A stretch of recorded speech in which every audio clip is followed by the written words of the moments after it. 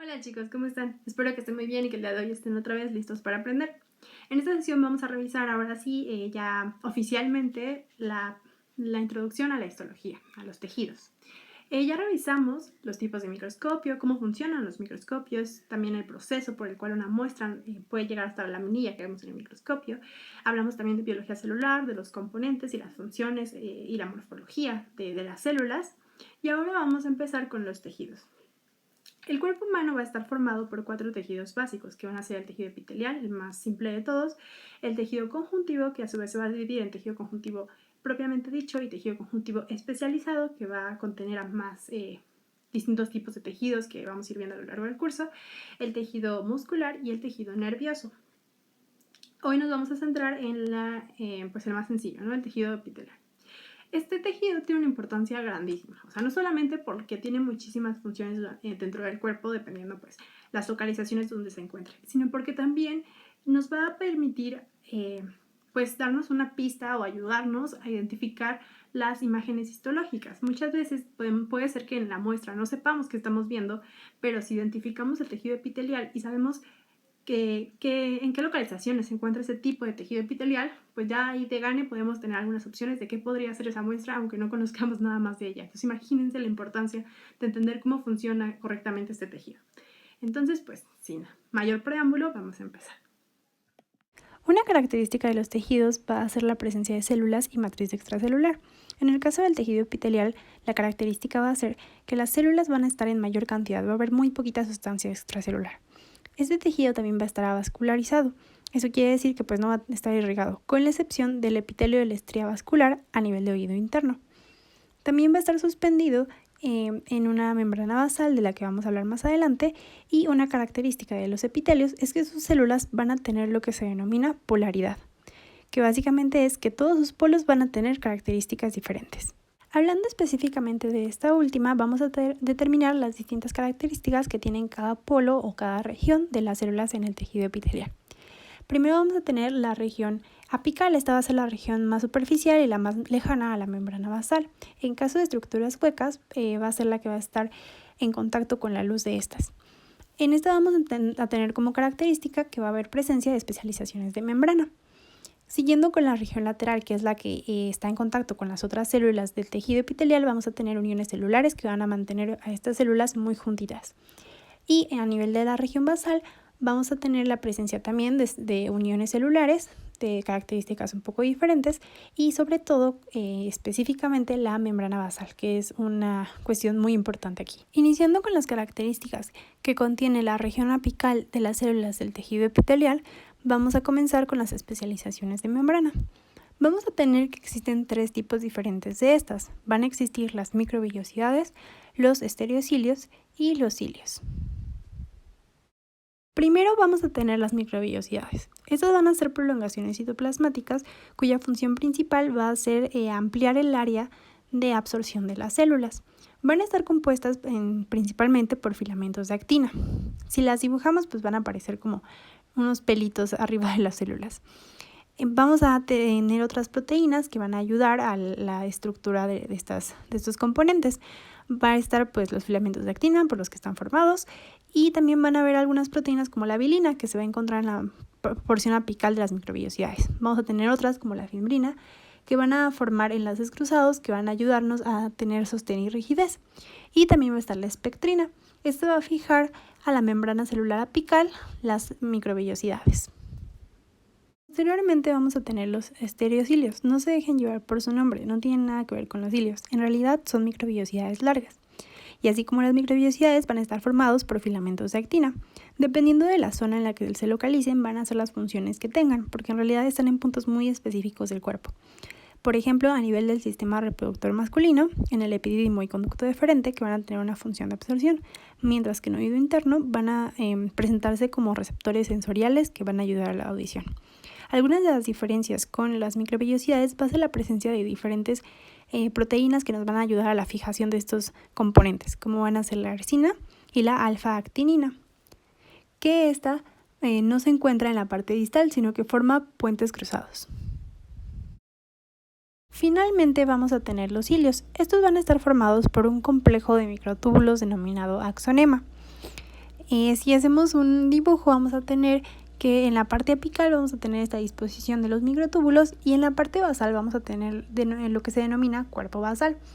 Esta va a ser un centro organizador de estos microtúbulos que va a estar derivado del centriolo y va a mostrarse a nivel del microscopio fotónico como unas bandas finas más oscuras con H y E en la base del cilio, porque es una zona que capta más el colorante. Si hacemos un corte transversal de los cilios vamos a poder observar que van a estar dispuestos en 9 pares de microtúbulos denominados dobletes alrededor de este. Y en el centro vamos a tener 2 microtúbulos de manera individual denominados singletes. Todos estos van a estar unidos a nivel de unas uniones denominadas nexinas y de enlaces radiales. Todo este complejo es el que vamos a denominar axonema. La nomenclatura que utilizamos para denominar esta disposición del axonema va a ser 9 más 2, es decir, 9 pares de dobletes más 2 singletes. Existen distintos tipos de cilios, como pueden ser los cilios móviles, que son los que tienen esta disposición de 9 más 2. También van a haber cilios primarios o llamados monocilios, porque solamente es un cilio en estas células que va a funcionar como receptor sensorial. Puede ser quimioreceptor, osmoreceptor o mecanorreceptor, por ejemplo. Y también van a haber cilios nodales que van a localizarse a nivel del disco embrionario. Estos dos últimos es importante mencionar que van a tener una disposición diferente del axonema de 9 más 0. Pasando ahora a las regiones lateral y basal de las células epiteliales, vamos a tener las uniones celulares. Van a existir 3 tipos diferentes, que van a ser las uniones ocluyentes, las uniones adherentes, que a su vez se van a dividir en 4 diferentes, y las uniones comunicantes.